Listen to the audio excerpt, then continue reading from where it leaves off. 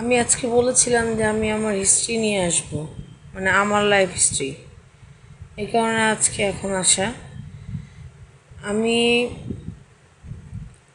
13 বছর বয়স থেকে আমার লাইফের স্ট্রাগল শুরু করি। 13 বছর বয়সে, সেটা হচ্ছে আমি একটা মধ্যবিত্ত ফ্যামিলির মেয়ে। আমি যখন বুঝতে পারলাম যে আমরা মধ্যবিত্ত ফ্যামিলির মেয়ে, আমার নিজের পায়ে দাঁড়ানো উচিত, আমার কিছু করা উচিত, আমার এখান থেকে নিজের পায়ে নিজে দাঁড়িয়ে কিছুটা করে লাইফে একটা কিছু আমি করব এবং হব, তখন থেকে আমার যুদ্ধটা শুরু। আমি প্রথমে একটা ফার্মেসিতে যাই, একটা ফার্মেসিতে কাজ শুরু করি। 13 বছর বয়স তখন আমার কাজ শুরু করি। এর মধ্যে আমার পড়াশোনাটা চালু থাকে। তো তারপর থেকে আমি এখানে হঠাৎ করে একবার শুরু হয়ে যায় যে আপনার 3 মাসের নার্সিং কোর্স করতে পারবেন। তো আমি নার্সিং কোর্সে ভর্তি হই, নার্সিং কোর্স কমপ্লিট করি। কমপ্লিট করার পরে আমি কিছুদিন ওয়েট করি, আমার চাকরি খুঁজতে থাকি।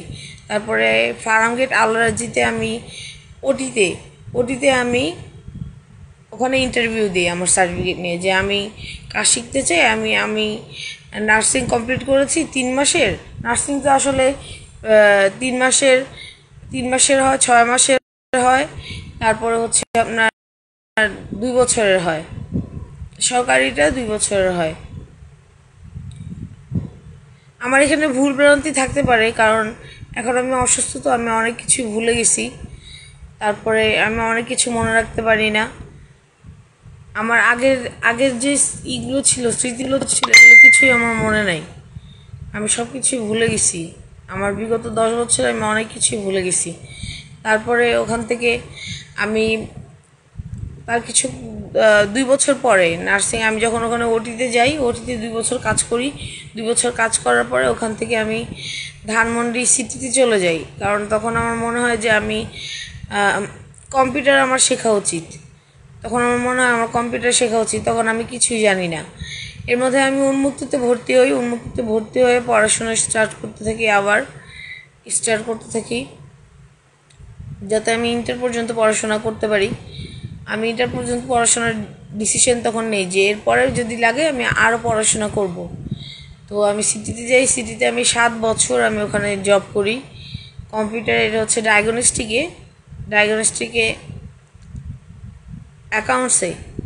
অ্যাকাউন্টসে থাকি আমি। ডায়াগনস্টিক অ্যাকাউন্টসে থাকি 7 বছর আমি ওখানে জব করি। তারপর হঠাৎ করে আমার এক বড় ভাইয়ের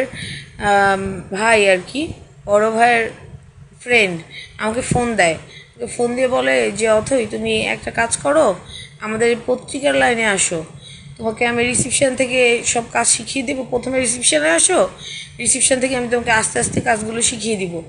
তখন আমি কি করি, আমি ওখানে যাই। আমি বললাম যে আচ্ছা, স্যালারি কত হবে? কারণ আমি যখন কম্পিউটারের ওখানে যাই, কম্পিউটার আমি শিখতে থাকি এবং আমি কাজ শিখে যাই, তখন আমার ওখানে স্যালারি হয়ে যায় 3500 স্যালারি হয়। ধানমন্ডি শঙ্কর হচ্ছে সিটি হসপিটাল ডায়াগনস্টিকে অ্যাকাউন্টসিংয়ে আমি কাজ করি। অ্যাকাউন্টসে কাজ করতে থাকি কম্পিউটারে। আমি টাকাগুলো কালেক্ট করি আর কি। ওখানে আমি ডায়াগনস্টিকের টাকাগুলো কালেক্ট করতে থাকি।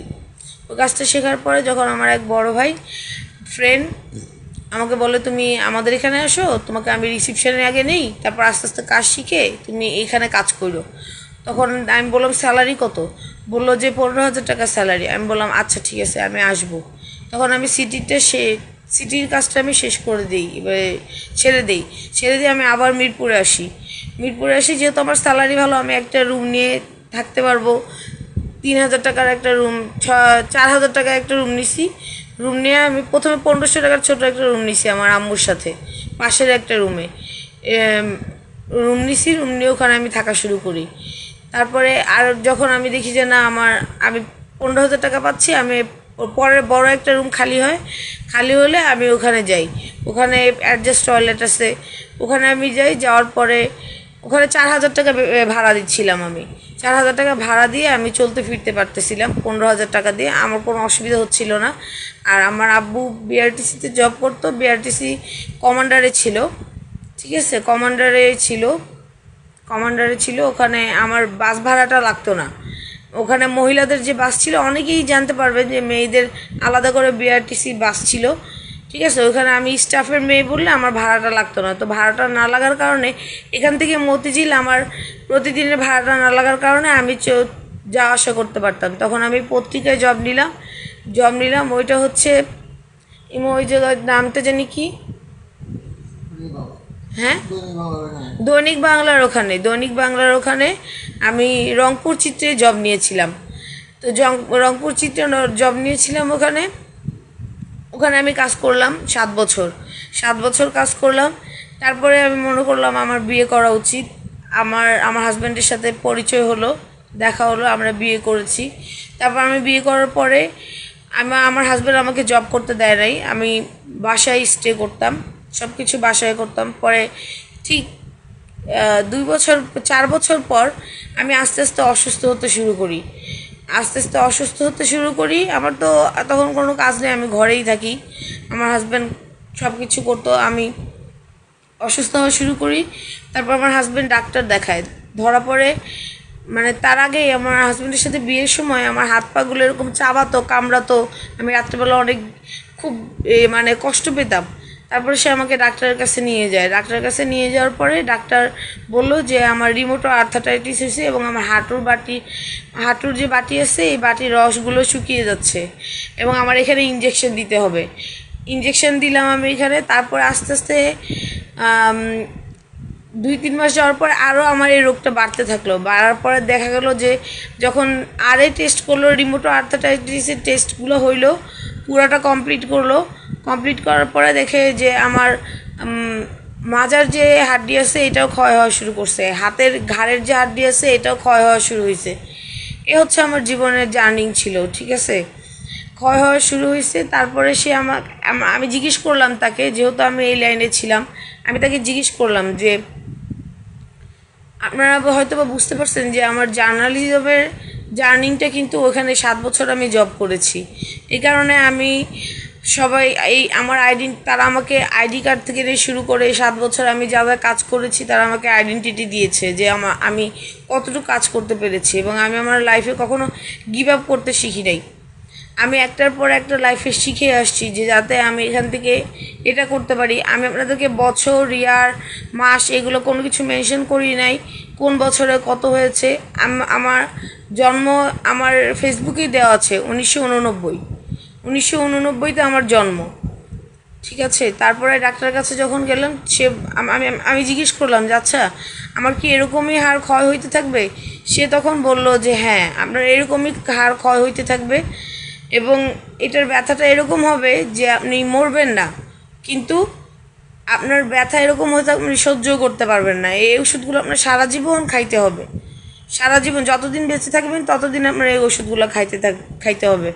এবং যদি আপনি ওষুধ খাইতে না পারেন তাহলে আপনার বিকল্প হচ্ছে আপনার পানির স্যাকটা সারা জীবন নিতে হবে, যত জায়গায় আপনার এইটা ক্ষয় হবে তত জায়গায়। কিন্তু আপনার ইঞ্জেকশন ছাড়া আপনি সার্ভাইভ করতে খুব কষ্ট হয়ে যাবে আপনার। যাই হোক, এখন তো আমি পর্যন্ত আছি, আমার 8টা জয়েন্ট ক্ষয় হয়েছে। বিগত আমার হাজব্যান্ড বলছে যে আমাকে এখন সে ইঞ্জেকশন দিতে পারে না। আমি এখন ওষুধ খেতে পারতেছি খুব কম, কিন্তু আমি ইঞ্জেকশনগুলো নিতে পারতেছি না। কিন্তু আমি বুঝতে পারি যে আমার 8টা জায়গা ক্ষয় হয়ে গেছে। এই 8টা জায়গা নিয়ে আমি খুব কষ্ট পাই, আমার শারীরিকভাবে আমার অনেক কষ্ট। এই কারণে আমি আমার হাজব্যান্ডকে সাপোর্ট করতে পারি না। আমি এই কারণে আমার প্ল্যাটফর্মে আসছি, এই প্ল্যাটফর্মে এসে কাজ করতে চাচ্ছি। প্লিজ আমাকে আপনারা হারতে দিয়েন না। আমার এই প্ল্যাটফর্মে আপনারা আমাকে একটু উঠিয়ে দেন প্লিজ। সবাই আমার এটা শেয়ার করবেন, আমাকে কাজ করার সুযোগ দেন। এই প্ল্যাটফর্মে যেহেতু কাজ করা যায়, এবং আমি জানতামও না যে এই প্ল্যাটফর্মে কাজ করে ইনকাম করা যায়। এটা আমি জানতে পারছি যখন আমি 2-3 বছর আমি যখন ভিডিও আমি সবাইকে ফলো করতেছিলাম, আমি সবাইকে দেখতেছিলাম। আমি যখন টিকটক ইনস্টল করছি, আমি যখন ফেসবুক দেখছি যে এখানে শর্ট ভিডিওগুলো, যে রিল ভিডিওগুলো যায়, এই রিল ভিডিওগুলো ঘরে বসে বসে আমি দেখতাম এখান থেকে আসলে ইনকাম করা সম্ভব, ঠিক আছে। ভিডিওগুলো দেখতাম, এক একজন ভিডিওতে দেখাতো যে তারা এত টাকা শপিং করছে, এখান থেকে আর্ন করে এত টাকা শপিং করে এত টাকা খরচ করতেছে। তখন আমার কাছে মনে হলো এটা কি আসলেই সম্ভব? যদি সম্ভব না হয় তাহলে এই প্ল্যাটফর্মে মানুষ কেন আসে? ঠিক আছে, তারপর আমার পেজটা আমি কখনোই এইভাবে অ্যাক্টিভ করতে চাই নাই। আমি তারপর ওই ভিডিওটা ছাড়লাম, আমাদের জীবনে অ্যাক্সিডেন্ট হলো, ওই ভিডিওটা ছাড়লাম। তারপর আমি এই ভিডিওর উপর অনেক কাজ করছি, সবার কমেন্টে যে আমার ভিডিওটা দিয়ে রিপোস্ট মারতে বলছিলাম। তারপর আমি যখন দেখলাম যে আমার এই ভিডিওটা আমি কাজ করার পরে 4K ভিউ হয়েছে, তারপর আমি চিন্তা করলাম আমি প্ল্যাটফর্মে কাজ করব। আমার ঘরে বসে আমার হাজব্যান্ডকে যদি আমি এতটুকু সাপোর্ট করতে পারি তাহলে তো আমাদের কোনো কষ্ট হবে না। আমার হাজব্যান্ডকে বললাম যে আমাকে একটু সাপোর্ট করো, যাতে দেখে দাও। এবং আমি সব কিছু বুঝতে পারি না, তো এখন আমি সব কিছু লেখা আমি বুঝতেও পারি না, আমার মাথায় খুব কম কাজ করে এবং আমার হাজব্যান্ড এই কারণে আমাকে এই কাজে হেল্প করতেছে। আপনারা সবাই আমাকে একটু হেল্প করেন, আমাকে একটু সাপোর্ট করেন, যাতে আমি এই প্ল্যাটফর্মে কিছু আর্ন করতে পারি, আর্ন করে আমার হাজব্যান্ডকে একটু সাপোর্ট করতে পারি। প্লিজ আপনাদের কাছে এটা আমার আকুল আবেদন। কারণ আপনারা ছাড়া তো আমি এই প্ল্যাটফর্মে এইভাবে আসতে পারতাম না, আমার 4K পর্যন্ত ভিউ হইতো না, তাই না? আপনারা আমাকে একটু সাপোর্ট করেন প্লিজ, যাতে আমি এখানে কিছু একটা করতে পারি। প্লিজ আমার লাইফ এবার ভুল ভ্রান্তি হলে আমাকে ক্ষমা করে দিবেন। কিন্তু আমি শর্টে এখানে তো আসলে কত বছর বয়সে ওখানে গেছিলাম, কত বছর বয়সে এখানে গেছিলাম এইভাবে মেনশন আমি এখন করতে পারতেছি না, কারণ আমার তো ওগুলো মনে নাই। আমার যতটুকু মনে ছিল, আমি যা যা করছি আমার লাইফে, আমি ততটুকু আপনাদেরকে বললাম। আপনারা সবাই ভুল ভ্রান্তি হলে আমাকে ক্ষমা করে দিবেন। Thank you.